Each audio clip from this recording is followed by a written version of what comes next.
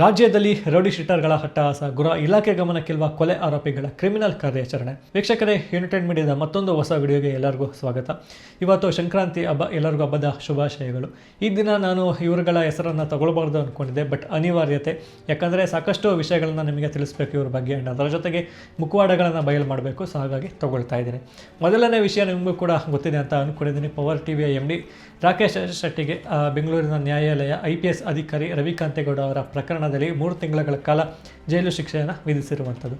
ನನಗನ್ಸುತ್ತೆ ಈತನಿಗೆ 3 ತಿಂಗಳಲ್ಲ 3 ವರ್ಷಗಳ ಆದ್ರೂ ಕೂಡ ಕಮ್ಮಿನೇ ಅಂತ. ಯಾಕಂದರೆ ನಿಮಗೂ ಕೂಡ ಗೊತ್ತು ಕಾರಣ ಏನು ಅಂತ. ಈತನ ಕೆಲಸಗಳಾಗಿರ್ಬೋದು ಅಥವಾ ಈತನ ವರ್ತನೆ, ಒಂದು ಮಾಧ್ಯಮವನ್ನು ಯಾವ ರೀತಿಯೆಲ್ಲ ದುರುಪಯೋಗ ಪಡಿಸ್ಕೊಳ್ಬೇಕು, ಸೊ ಆ ರೀತಿಯೆಲ್ಲ ಇವನ ಒಂದು ಮಾಧ್ಯಮವನ್ನು ದುರುಪಯೋಗ ಪಡಿಸ್ಕೊಂಡಿರುವಂಥವನು.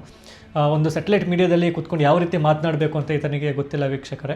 ಸೊ ಹೇಗೆ ಬೇಕಾಗಿ ಬಾಯಿಗೆ ಬಂದ ರೀತಿಯಲ್ಲಿ ಮಾತನಾಡುವಂಥ ವ್ಯಕ್ತಿ. ಉದಾಹರಣೆಗೆ ಧರ್ಮಸ್ಥಳ ಪ್ರಕರಣವನ್ನೇ ತಗೊಳ್ಳಿ. ಅತ್ಯಾಚಾರಕ್ಕೆ ಒಳಗಾದವರ ಪರವಾಗಿ ನಿಲ್ಲುವುದನ್ನು ಬಿಟ್ಟು ಅತ್ಯಾಚಾರಕ್ಕೆ ಒಳಗಾದವರ ಮನೆಯವರಿಗೆ ತೇಜವಧೆಯನ್ನು ಮಾಡ್ತಾ, ಅದಕ್ಕೆ ಸಪೋರ್ಟಿಗೆ ನಿಂತ್ಕೊಂಡವರಿಗೆ ದೌರ್ಜನ್ಯವನ್ನು ಮಾಡುತ್ತಾ ಅತ್ಯಾಚಾರಗಳಿಗೆ ಬೆಂಬಲವನ್ನು ಕೊಟ್ಟಂಥವನು ಅಂದರೆ ತಪ್ಪಾಗಲ್ಲ ಅಂತ ಅಂದ್ಕೊಳ್ತೀನಿ. ಒಂದು ಕಡೆ ಹೇಳ್ತಾರಲ್ಲ, ಯಾರು ಬಿಟ್ಟರು ಕರ್ಮ ಬಿಡಲ್ಲ ಅಂತ. ಸೊ ಅದೇ ರೀತಿ ಕರ್ಮ ಬಿಟ್ಟರು ನಾನು ಬಿಡೋದಿಲ್ಲ ಮಿಸ್ಟರ್ ರಾಕೇಶ್ ಶೆಟ್ಟಿ ಅವರೇ. ಅವತ್ತು ಸುಜಾತಾ ಭಟ್ ಅವರ ಮನೆ ಹತ್ರ ಹೇಳ್ತಾಯಿದ್ರಿ, ರಾತ್ರಿ ಅಭಿಷೇಕನ ರೆಡ್ ಹ್ಯಾಂಡ್ ಆಗಿ ಹಿಡ್ದಿದ್ದೀನಿ ಅಂತ. ಸೊ ಇವತ್ತು ಅಥವಾ ಮುಂದಿನ ದಿನಗಳಲ್ಲಿ ನಮ್ಮ ಜನಗಳಿಗೆ ಗೊತ್ತಾಗುತ್ತೆ ರೆಡ್ ಹ್ಯಾಂಡ್ ಆಗಿ ಸಿಕ್ಕಿ ಬಿದ್ದಿರೋದು ಯಾರು ಅಂತ. ಅವತ್ತು ನಾವು ನೀವು ಭೇಟಿ ಆಗಲಿಲ್ಲ ಅಂದಿದ್ದಿದ್ರೆ ಇವತ್ತು ಈ ಒಂದು ಪರಿಸ್ಥಿತಿ ಬರ್ತಾ ಇರಲಿಲ್ಲ. ಅವತ್ತು ಹೇಳಿದ್ರಿ ಎಷ್ಟು ಮನೆಯನ್ನು ಹಾಳು ಮಾಡಿದೀಯಾ ಅಂತ.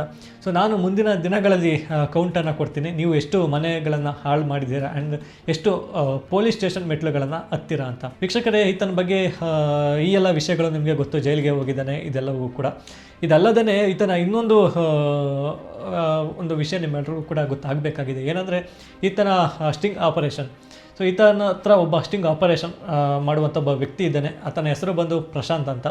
ಮೂಲತಃ ಬಾಗೇಪಲ್ಲಿ ಅನ್ನುವಂಥ ಹೇಳ್ತಾ ಇದ್ದಾರೆ. ಆತ ಬಾಗೇಪಲ್ಲಿಯಿಂದ ಬೆಂಗಳೂರಿನವರೆಗೂ ಕೂಡ ಪ್ರಕರಣಗಳನ್ನು ದಾಖಲೆ ಮಾಡಿಸ್ಕೊಂಡಿದ್ದಾನೆ.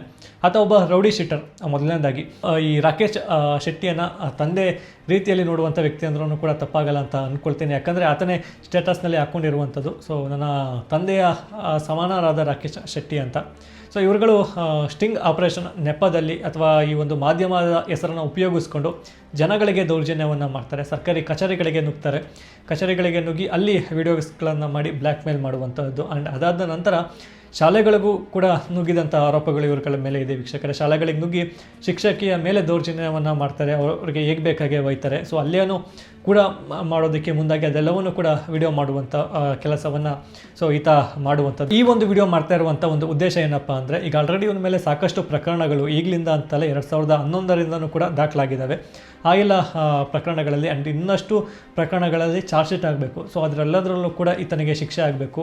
ಆದಷ್ಟು ಬೇಗ ಕಾನೂನು ಕ್ರಮ ಕೈಗೊಳ್ಳಬೇಕು ಅಂತ ಕೇಳ್ಕೊಳ್ತಾ ಇರುವಂಥದ್ದು. ಆ್ಯಂಡ್ ಅದರ ಜೊತೆಗೆ ಈತನ ಪಾರ್ಟ್ನರ್ ಅನ್ನೋದಕ್ಕಿಂತ ಈತನ ತಂದೆಯ ಸಮಾನರಾದ ರಾಕೇಶ್ ಶೆಟ್ಟಿಯವ್ರಿಗೂ ಕೂಡ ಜೈಲಿನಲ್ಲಿದ್ದಾರೆ. ಸೊ ಅದು ಕೂಡ ಎಕ್ಸ್ಟೆಂಡ್ ಆದರೂ ಕೂಡ ಆಗ್ಬೋದು. ಆ್ಯಂಡ್ ದೆನ್ ಕ್ರಿಮಿನಲ್ ಜೈಲಿಗೆ ಹೋಗುವಂಥ ಒಂದು ಪರಿಸ್ಥಿತಿ ಬರುತ್ತೆ ಅಂತ ಅಂದ್ಕೊಂಡಿದ್ದೀವಿ. ಯಾಕಂದರೆ ಆತನ ಎಲ್ಲ ಬಂಡವಾಳಗಳು ಇತ್ತೀಚಿನ ದಿನಗಳಲ್ಲಿ ಬಯಲಾಗ್ತಾ ಇದೆ. ಯಾಕಂದರೆ ನೋಡಿ, ಈಗ ಆತ ಜೈಲಿಗೆ ಹೋಗಿದ್ದ ಬೆನ್ನೆಲೆಯಲ್ಲೇ ಆತನ ಒಬ್ಬ rowdy sheeter, sting operator, blackmailer ಈಗ ಆಚೆ ಬಂದಿದ್ದಾನೆ.